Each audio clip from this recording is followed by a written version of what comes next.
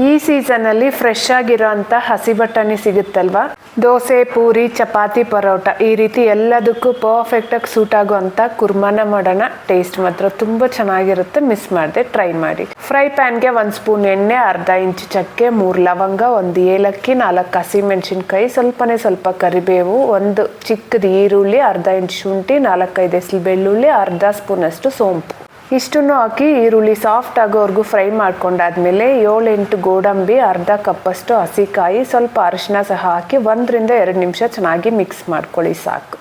ನಂತರ ಕುಕ್ಕರ್ಗೆ ಎಣ್ಣೆ, ಸ್ವಲ್ಪ ಈರುಳ್ಳಿ, 1 ದೊಡ್ಡ ಆಲೂಗಡ್ಡೆ, ಸ್ವಲ್ಪ ಕ್ಯಾರೆಟ್, ಹಾಗೆ ಸ್ವಲ್ಪ ಹಸಿ ಬಟಾಣಿನ ಸಹ ಹಾಕಿ ಲೋ ಫ್ಲೇಮಲ್ಲೇ 3-4 ನಿಮಿಷ ಚೆನ್ನಾಗಿ ಫ್ರೈ ಮಾಡ್ಕೋಬೇಕು. ನಂತರ ಪೂರ್ತಿ ತಣ್ಣಗಾಗಿರೋಂಥ ಮಸಾಲೆನ ನುಣ್ಣಗೆ ರುಬ್ಕೊಂಡು ಬೇಕಾಗಿರೋಷ್ಟು ನೀರು, ರುಚಿಗೆ ಬೇಕಾಗಿರೋಷ್ಟು ಉಪ್ಪು, ಸ್ವಲ್ಪ ಕೊತ್ತಂಬರಿ ಸೊಪ್ಪನ್ನ ಹಾಕಿ ಒಂದೇ ಒಂದು ವಿಷಲ್ ಕೂಗಿಸ್ಕೊಂಡ್ರೆ ಸಾಕು. ಸಕ್ಕ ಟೇಸ್ಟಿ ಕುರ್ಮಾ ರೆಡಿ. ಇಷ್ಟ ಆಯ್ತಾ? ಮಿಸ್ ಮಾಡದೆ ವಿಡಿಯೋನ ಲೈಕ್ ಮಾಡಿ. ಬಾಯ್.